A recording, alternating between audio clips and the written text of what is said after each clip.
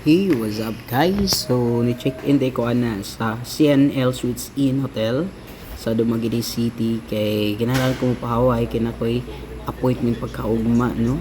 So, nindot kay ilang mga rooms, accessible kay ilang mga rooms ito and also affordable na pod kaayo.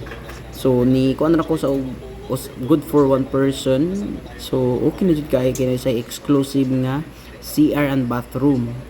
Ang nindot pod kayo unta kung tag na ko'y kauban nun niya man pwede kay strict man akong parents, so ako ra dito sa diabog na kailang aircon guys, nindot yung kayo, so ug na kay kauban diha, so partigan nindot tas feeling siya dun ta pero bawal ta na, no, kay strict to atong parents.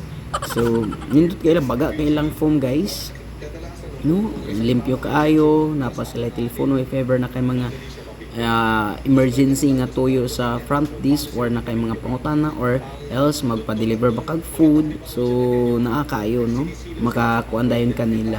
Nindot kay ilang rooms kay kuan, no? Accessible kaayo, no, nindot kay na mo idahig data diyan nya baga kayo humol kay ang phone nya napo kay tapad po ba nga napoy mo kuan mo nang mo massage po nimo usahay, so nindot kay feelings ng ingon ana pero lisod kayo, no, kay bawal tana. Okay, so while gapa duka, basa-basa sa ko ang kuan ng notes, no, para dumdumon sa duka kay kapoy makaisig cellphone, sakit kay sa mata, no, nya. Gapli man ang TV, so I need to turn off the TV kay mura bag giduka na ko ana, ganahan ako matulog, no. So nindot kay guys, no, first time pa po na akong ana din na, no, kay unexpectedly nga unfortunately nga kuan ako'y importanteng tuyo diya sa Dumaguete nya wala man ko'y ka stayhan, wala man ko'y katulgan niya. I need to take rest naman kay I'm so tired during sa biyahe man good, no, tired kay ko sa biyahe, so kinahanglan ko makapahaway og sayo, no, makatulog og sayo, then kinapong comfortable ra pod nga room.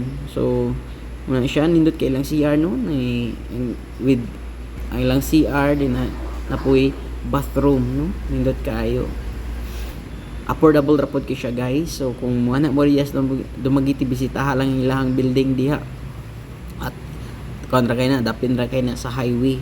So kay giduka naman ko, so of course before ta matulog mo pray jud ta, di jud na to kalimtan kay wata kabalo kay pagkaugma dili na ta kamata, di ba? So kinahanglan mangayo kita giya kanunay sa Ginoo nga proteksyon ta sa atong pagkatulog kay baya og dili na ta kamata. So munay pinaka-importante jud natong buhaton, not only in during sleep ta, during we go to bed, but of course every time anywhere, no, kinahanglan kita mo pray. So gipalong na nako ng suga kay matulog na ko kay dumdum na ko ako ang duka sa akong katulogon. Alright.